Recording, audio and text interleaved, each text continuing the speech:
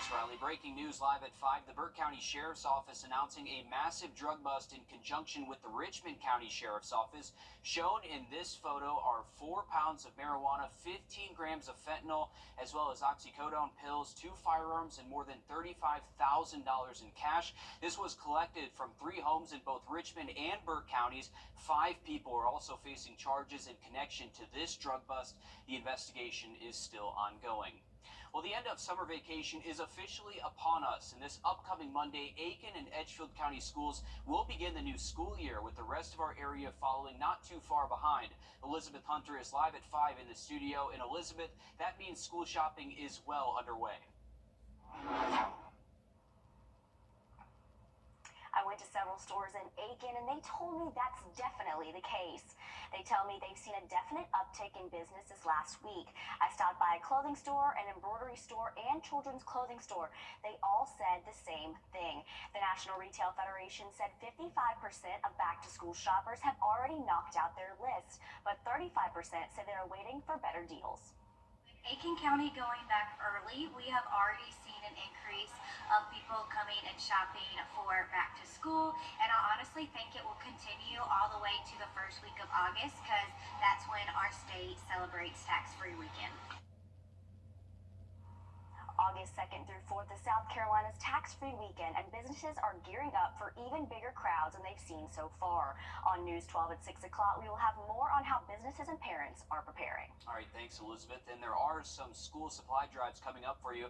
Next Saturday, the 27th, there will be a back-to-school giveaway at Davis Park in Waynesboro. There will be free food as well. That's from 11 a.m. to 3 p.m. Also on the 27th, there will be a school supply giveaway next to the old library in Sardis starting at 9 a.m.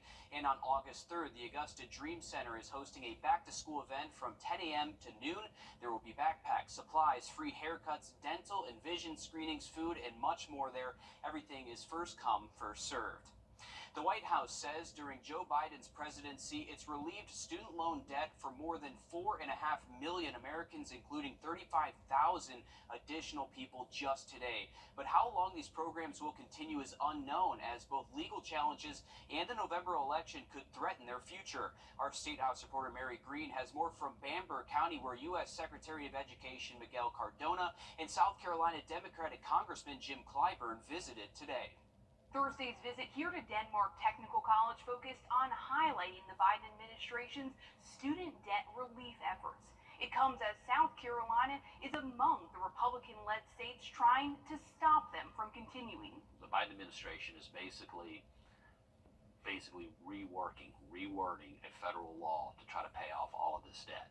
So on legal grounds, we believe that it is incorrect, that it is unconstitutional and unlawful. South Carolina is one of the states fighting a Biden administration student debt relief push called the SAVE Plan, which was just halted in federal court Thursday and expected to be taken up by the U.S. Supreme Court. It's not the first loan forgiveness effort from this White House to face a legal challenge. Last year, the Supreme Court struck down an earlier relief policy, saying the Biden administration acted outside its authority. I asked U.S. Secretary of Education Miguel Cardona why he believes they'll see a different outcome this time around. The Higher Education Act does give me the authority. Some of these folks who are fighting this have gotten debt relief themselves under the PPP program. Some of these folks are the same ones that support tax breaks for billionaires. I'll be damned if I'm going to step down. I'll be damned if I'm going to slow down my fight for these people that I just spoke to. Of course, the other big threat to some loan forgiveness programs is the November election. Many Republicans hope a victory by former President Donald Trump could bring them to an end. Though it's worth noting some of these programs began before Trump's presidency and remain in effect today. Reporting in Denmark, I'm Mary Green. Also at today's meeting in Denmark, South Carolina Congressman James Clyburn addressing the... She's also an instructor. And it's very important that those people get proper education and proper preparation. It's for those reasons she's glad to hear of a new study regarding the safety of some of the ink used in tattooing or permanent makeup released by the Food and Drug Administration this week. Makes me much happier as a professional that government take it seriously because it's become so popular lately, and lots of new regulations gonna wipe off some so-called artists who not operating up to the standard. The National Center for Toxicological Research sampled tattoo and permanent makeup inks purchased from 14 manufacturers. Nearly a quarter of tattoo products and half of samples taken from permanent makeup products were contaminated with bacteria, even in brands that claimed to be sterile, a microbiologist stated. These findings indicated the actual sterilization process may not be effective to remove all microorganisms, or the label claims may not be accurate. While they did not release the manufacturers' names, the study said the permanent makeup ink was from China and France, which Rosen says she doesn't use. If the place and art is not certified, it means red flag right there. If the place is not clean, if it's not up to the standards of regulations, run. The most common bacteria found in the ink samples were types that can cause acne, UTIs, and more seriously, implant-associated infections. It's unclear whether the FDA will take any action against the companies found to be producing these products. Well, another Georgia home overtaken by illegal squatters. Just ahead, how this case managed to bypass the new Squatters Reform Act and what's being done about it. At Ashley. A group of alleged squatters taking over a home in Atlanta. As neighbors fight to regain control of their neighborhood, Harry Samler uncovered the suspect's bizarre connection to an alleged sex cult. Every squatter knows, sooner or later, the jig is up. On Friday, DeKalb County marshals and the sheriff's department swarmed this Tucker home. The eviction comes following an Atlanta News First investigation. The squatters moved in 2 months ago. They changed the locks and used a phony lease agreement to turn on the water. But who were these guys? We had more questions than answers. We don't sell our souls, sir. Huh? We do not sell our souls. Well, I don't want you to sell your soul. I just want you to come talk to us. After we ran the story, viewers immediately identified the two men on the porch. They affiliate themselves with a polygamous group known as Carbon Nation. Knowledge is power. Social media posts praise the group's leader, Eligio Bishop, also known as Nature Boy. Earlier this year, a DeKalb County jury convicted Bishop of raping one of his followers, holding her hostage, and posting a revenge porn video online. He was sentenced to life. Take a look at this. One of the guys on the porch is the same guy who almost testified at Bishop's trial. Judge had him removed for repeated outbursts. You know what? He just lost his right to stay in the courtroom, deputies. He can be escorted out. After Bishop's sentencing, a group of people got into this house and made it their home. John and Stacy Rusnak live next door. I'm at my wit's end, really, because there's nothing we can do, it seems like, and it just seems very unfair. There's the first tent. I think there's another one over and then 5 more on the other side of the house. The Rusnaks wanted them out because the house had a broken septic tank and it was constantly overflowing into their yard. Did it go to court? Do you know yet? So we went to the city of Tucker, DeKalb County Police, the property's owner, Sylvan Holmes, and DeKalb's legal department, who explained why in this case, the new Squatters Reform Act, which speeds up the process, does not apply. In this instance, the owner has filed an eviction, so it would not invoke any squatter laws or process. It will follow the eviction process in court. It must have been something we said. Following our investigation, DeKalb County turned off the water and won't turn it back on until the septic tank is fixed. 1 day later, DeKalb evicted the squatters. Everything they had went straight to the curb. I guess they evicted you.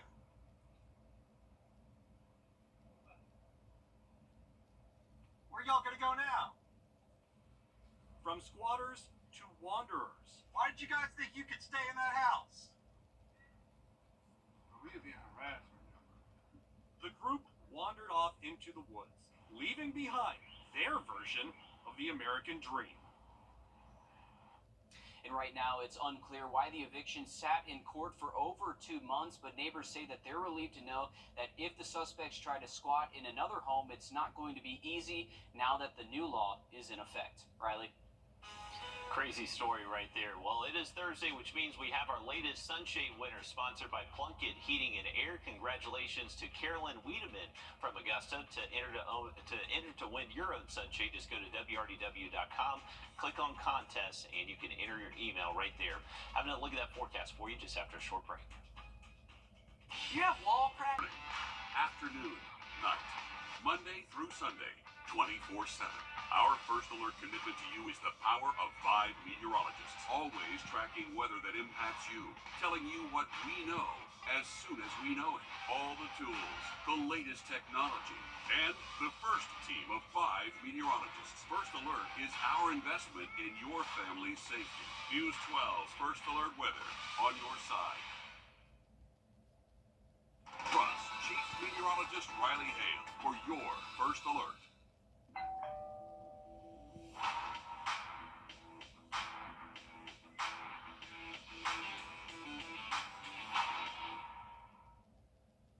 You're watching. Riley, just a day after a man is shot and killed in North Augusta, authorities are releasing new information about several suspects. These images released today by the Aiken County Sheriff's Office showing those suspects at around 3:15 yesterday. Aiken County deputies say they were called to the intersection of Edgefield Road and Elizabeth Avenue for shots fired. 27-year-old James Wright Jr. died in that shooting. Kennedy Payne joins us now live at 5 from our newsroom in Kennedy. Now authorities say they're searching for 4 suspects in Wright's death.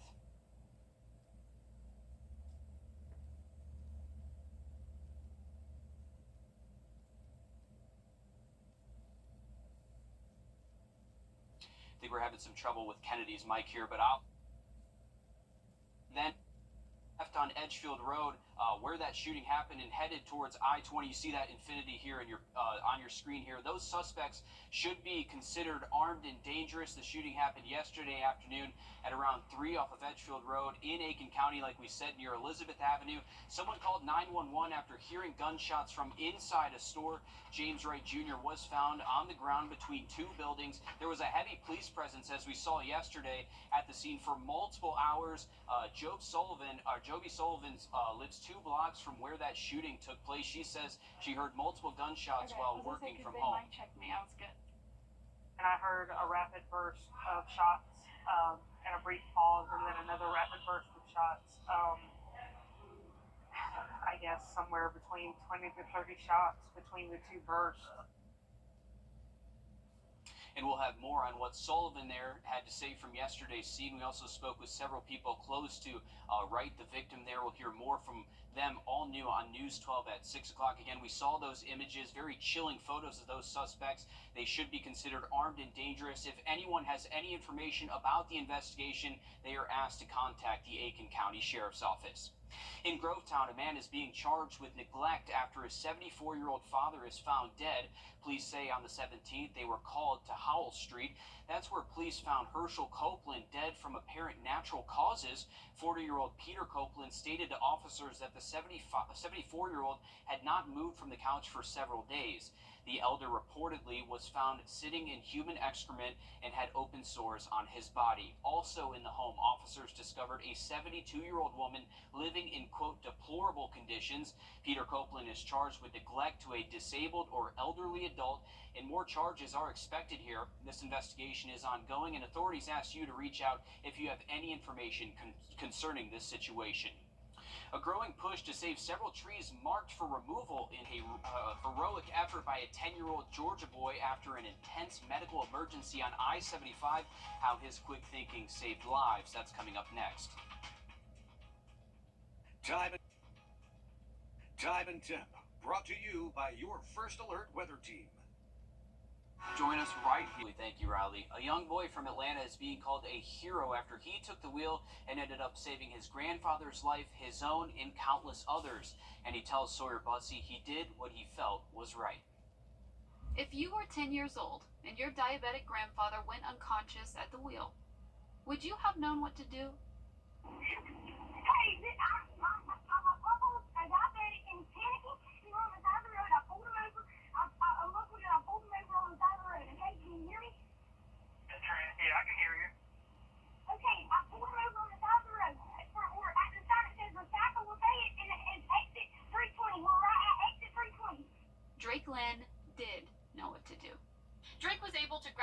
steering wheel and drive the two to safety. But keep in mind, they were on the highway when this happened, going about 70 miles an hour, and they were carrying a boat. All the stuff is going through their mind, like, what's going to happen? Are we going to get in a wreck or what? But it worked out perfectly. That was just remarkable. I mean, it was just amazing. Probably one of the most touching calls that I've took since I've been at 911. Today, he was honored at the Gordon County Sheriff's Office for his bravery. Your actions on Monday, the 15th of July, 2024. Drake's family tells me they're guessing he knew how to take the wheel because of his time on the farm. What an extraordinary young man that took a dangerous situation and made it safe for him and his grandpa. I did because I did something that could save a lot of people's lives on the interstate. And he certainly saved a lot of lives there that afternoon. And another car rescue on the other side of the river in Myrtle Beach, South Carolina, where 2 Myrtle Beach officers and a firefighter are being recognized for saving a man from drowning. On Saturday, callers reported a car drove into a retention pond. The driver stuck inside because his prosthetic leg was stuck under the pedals. Myrtle Beach patrol there, John Lively and Danielle Lozzi, along with firefighter Wyatt Lloyd, quickly entered the water as the car was rapidly sinking. They managed to pull the driver out through the window there. Their department saying that they likely saved that driver's life. Some incredible thinking. We have some heroes here on our screen. Working at a computer every day can be a real pain in the wrist and shoulder and elbow and hand, but the solution could be as simple as changing your computer mouse. I'm Jamie Tucker. Coming up, we're going to take a look at some new options. First Alert Radar, powered by Jim Hudson Automotive Group. For more than 20 The Atlanta Braves. Sitting at a computer for hours every day can cause a slew of problems, from headaches to back pain, but your computer mouse might be to blame for a lot of that pain. Our consumer tech reporter Jamie Tucker shows us some options that can help relieve some of that pain. What the Tech, sponsored by Augusta Preparatory Day School. Yes, some doctors have names for these ailments: mouse shoulder, mouse elbow, mouse wrist. Pain caused by incorrectly using a computer mouse. The folks at Logitech recommend an ergonomic setup where your knees and elbows are at a 90-degree angle and the top of the monitor is at eye level. This isn't always possible though. But after testing this out myself, I found the style of mouse makes a big difference, and the subtle variations are quite noticeable when compared side by side. Flat mice, like Apple's Magic Mouse, keeps the hand in a natural position. If your desk is higher but the elbow rests on the desk, the wrist will sit flatly on the desk. Watch the wrist though as I use a traditional mouse. It turns slightly, but it also causes my shoulder and elbow to rotate. All of those small muscles are at a different angle now. Now switching to a taller ergonomic mouse, my wrist angles up as if I'm starting to wave at someone. And my wrist also turns a little bit more to the right. Notice though this mouse places my thumb in a more natural angle than flat on the desk. The latest mouse technology are these vertical mice. I was skeptical of these at first, but they place your hands in a much more natural position, and it seems to take stress off of my shoulder and elbow since they don't rotate to hold the mouse. My hand, wrist, elbow, and shoulder are all in line, just like you're shaking hands with someone. Of course, there's no one mouse that's perfect for everyone, but if you're having trouble with your elbow or shoulder or wrist while you're working in a computer, the solution could be as simple as upgrading your mouse. That's What the Tech. I'm Jamie Tucker. Future college and maybe NBA All-Stars are balling out over at the Peach Jam. Sports director Dan Booth went over to the Riverview Park Activity Center to find out if the hype is real for Carmelo Anthony's son. Dan. Finding a way to live up to expectations that aren't necessarily your own is something that anyone could struggle with. When you're the son of a future Hall of Famer, those expectations can take a life of their own and can carry a lot of baggage. Kion Anthony has been coming to Peach Jam for years now, and with his dad looking on, he's been putting together a week full of great performances. Through 6 games, Kion is averaging 21 points per game and is shooting 45% from the field. A couple of days ago, this young man who's wearing one of his father's old numbers put the whole high school circuit and all of the coaches and scouts in attendance on notice by dropping 40 points on 15 of 19 shooting, which is just ridiculous. According to ESPN, Kion Anthony is the 41st ranked player in the entire class of 2025. Knowing Melo's success both in college and in the pros, it's going to be a lot of fun to see where Kion ends up going to school next or a year from now.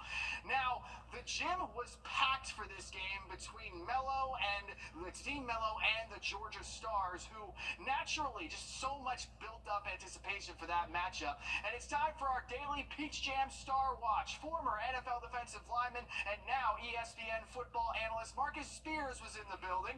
The newest member of the Philadelphia 76ers, 9-time All-Star Paul George is here as well.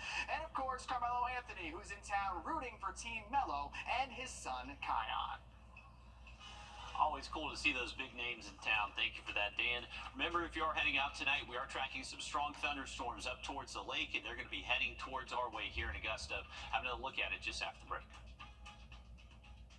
Please join me for a live educational webinar where I'll break down every aspect of Medicare. I promise you'll walk away feeling confident and prepared to take the next step on your Medicare journey. It's free to join, and you can sign up right on our website, rU64.com. Side of banking, where we will help with anything and everything that there is out there. You really feel like you are truly part of the Queensboro family. We all know Medicare is confusing, but if you're a veteran, it can be even more complex. Our team has helped thousands of veterans coordinate their Medicare with VA benefits, Champ VA, and TRICARE for Life. Don't wait until you're 65 to call, rU64.com. Well, it's that time of year again where each of the 50 state highway patrol agencies go head-to-head for a chance to be in the best-looking cruiser calendar this year. There's some pretty tough competition out there, but we start off with Georgia State Patrol in front of the Atlanta Motor Speedway with both the new and old-style trooper vehicles there. And then in South Carolina, their State Patrol entry was in front of the Ravenel Bridge there in Charleston, South Carolina. So two pretty good entries from both Georgia and South Carolina, but we want to take a look at some of the other competition happening here. These were some of my favorites that I picked out. North Dakota looking pretty good. Alabama there trying to show off in front of their battleship. Obviously, Alaska's always a good one to pick from too. With the landscape, we have Arizona here. Beautiful backdrop, Riley. You can't really beat that. California's got the pup out front too on the hood. That's a good one. It's a good one as well. Florida just trying to outdo everyone. They were actually the winners last year when they took a photo with an alligator and everyone got very upset. Wow. Oh, and how about that one with the Northern Lights? That is phenomenal right there. It looked like some of them were photoshopped too, so I was a little disappointed. But you never know. You never know. Some great ones out there. And you can vote for your favorite Highway Patrol agency through the 29th. The top 13 states with the most votes will make the 2025 wall calendar with the top voted cruiser featured there on the cover. You can find a link to vote on our website, wrdw.com. And I know Florida State Patrol is out there actually trolling some of the other accounts that hosted this year because they felt that they were copying them. Hard to beat Florida there with the tough to beat that. Eclipse right there, that's pretty cool too. So these were like perfectly timed shots, unless, as you said, maybe they were I think a little green screen action. I think these ones were the real ones that I selected. The ones that were photoshopped, you could clearly tell they were added in effects and stuff like that. Right. But pretty cool ones out there. That is good stuff, and definitely appreciate our guys in blue out there. Hey, we're seeing some dark blue skies in our in the distance here from our Thermid Dam Cam. This is where we're keeping an eye on some fairly strong thunderstorms that are moving north to south through the region, impacting areas around McCormick, Lincolnton, also Washington. You're dry right now, but these storms are heading your way, and they are packing a punch, potentially maybe 50-mile-per-hour wind gusts and a lot of cloudy ground lightning. So stay safe if you're heading out tonight. More storms in the forecast the next 7 days. All right, thanks, Riley. Stick with us. Much more news, weather, and sports coming up after a short break on News 12 at 6 o'clock.